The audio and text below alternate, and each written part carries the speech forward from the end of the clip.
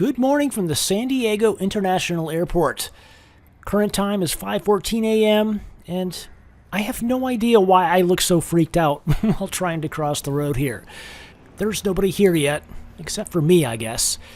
I'm here to catch American Airlines flight number 1055 to Dallas-Fort Worth. It's a flight scheduled to go out at 7:12 a.m., so I am a little bit early here in Terminal 2 East. And I'll tell you what, it's been a while. I haven't been in Terminal 2 East in maybe a year, and nothing has changed. At the time of this video, which is April 2025, it's just American Airlines and Alaska Airlines here in Terminal 2 East. But, plot twist, this flight is actually going out of Gate 34, which is Terminal 2 West. Oh well. Anyway, so yeah, I'm flying to Dallas this morning on the American Airlines A321 in what they call Main Cabin Extra. It's basically economy class with a few extra inches of legroom, and that's pretty much it. You don't even get any premium snacks, but rumor has it that you get free alcohol, so I don't know, we'll see. Everything seems to be looking good here at the gate. It is 6:22 a.m. and we are on schedule.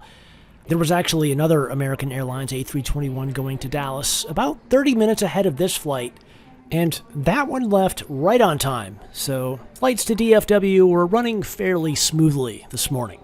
Funny thing about this flight, I actually ended up with a Zone 6 boarding pass, which was the result of me purchasing a basic economy ticket and then upgrading after the fact to Main Cabin Extra. So apparently, when you do an upgrade like that, you don't always get upgraded to a better boarding group either. So, just something to watch out for.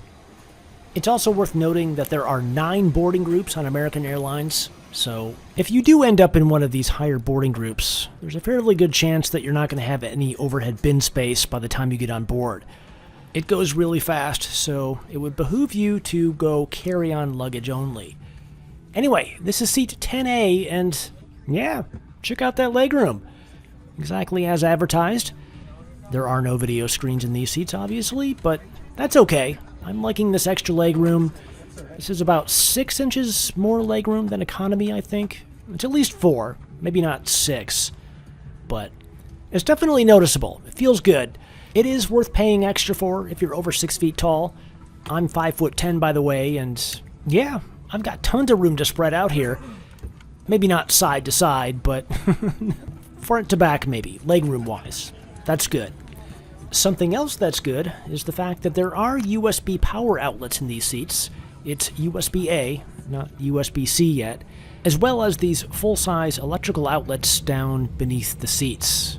And you will be needing these because even though there are no video screens in these seats, there is streaming in-flight entertainment, which I will show you later, and it's pretty good. We got pushed off the gate at 7:21 a.m., which was a little more than 10 minutes behind schedule. Just call it maybe 11 minutes. There was a problem with the APU. They couldn't get it working, so they had to get a mechanic on board to do their thing, and you know how that goes. There's always paperwork to go along with it. It seems like it takes forever, but they got us off the gate, not too far behind schedule. It wasn't bad, like I said, about 11 minutes, which was not a big deal at all because I had a 2.5-hour layover in Dallas before my flight to West Palm Beach, so there was nothing to worry about, and so far, in general, things were looking pretty good. By the way, if you've ever been curious about how I'm able to travel so much, or if you just want to find out behind-the-scenes info about the things I deal with behind the scenes, I highly recommend signing up for my newsletter. Link in the description below. It's totally free, and I think you're going to like it. And if you don't, you can always unsubscribe. It's not going to hurt my feelings. We got a bit of bad news as we approached the threshold to runway 27 here. The captain said that there was a lot of congestion around the DFW area, so we had to sit and wait a little bit, and it ended up being close to 20 minutes. Oh, there were these 2 United 777s parked way over by the cargo area. Looks like a 300 and a 200. I have no idea why they were there, but at least it gave me something to think about and ponder and distract me from the fact that we were sitting for a while. I cut out all of that footage, of course, because I know that nobody wants to see all that. And instead, I'm just going to tell you that so far, Main Cabin Extra is living up to its promise. I'm quite comfortable here. This is not luxurious, but I will say that the amount of legroom in this seat is definitely equivalent to what you would get in first class. So even though this is a seat straight out of economy class, it's got the legroom of first class, which is slightly conflicting, but I'll take it. So far so good, no complaints, except for the fact that there was no premium snack. But I'll talk more about that once we get in the air.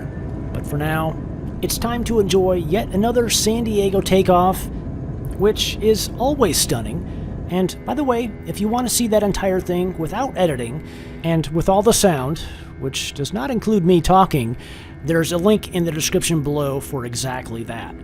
Speaking of sound, just listen to this.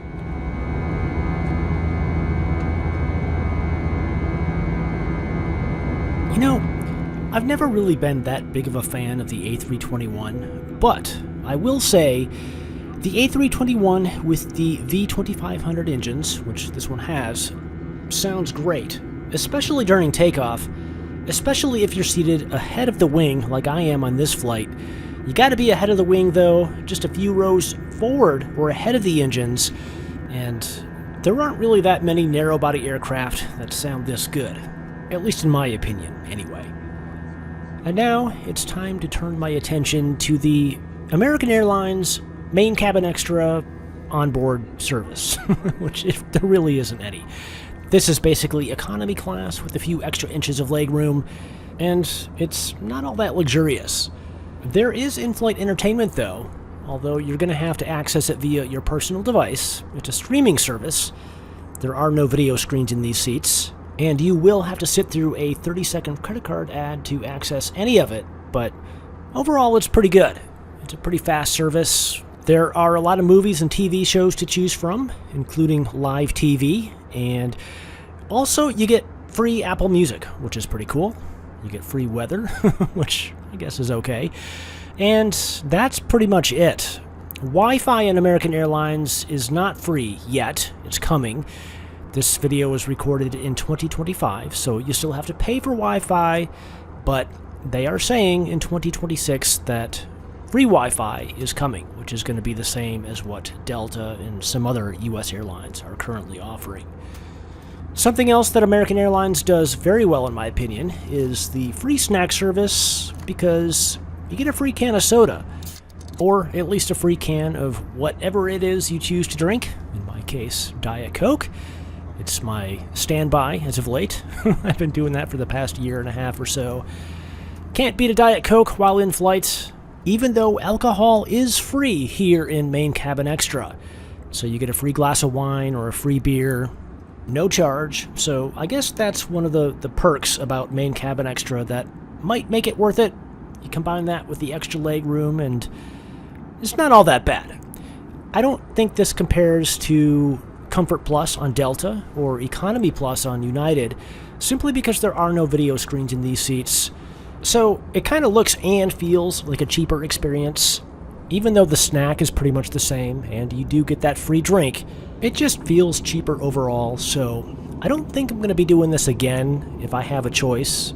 I'm always going to be going to Delta or United first, I think.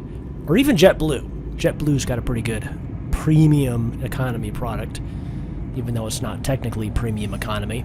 And that goes for Alaska Airlines as well. I would definitely rather fly Alaska Airlines over American Airlines. The experience is almost exactly the same because there are no video screens in the seats and you get the same perks. But Alaska Airlines has a really good fruit and cheese plate that you can order, which American Airlines does not. So that's something to think about as you're making your next booking.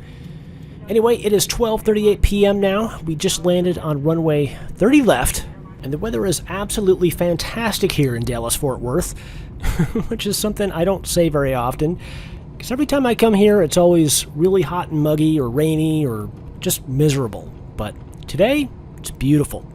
And it is worth noting that we are about 30 minutes late as we're pulling up to the gate here. Not a big deal, considering that we were a little bit late getting off the gate back in San Diego. They weren't able to make up much time in the air, but overall, not too bad.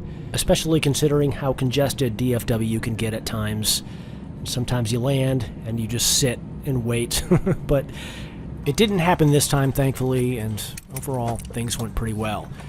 So, I'm curious to know what you think about all this. What do you think? Assuming you're looking for flights, and this is comparable in price to what Delta and United are asking, would you do this or not? I'm just curious. I think I know what the answer is, but I'll just leave it at that. Anyway, once again, welcome to Dallas-Fort Worth. Thanks for watching, and I will catch you in the next one.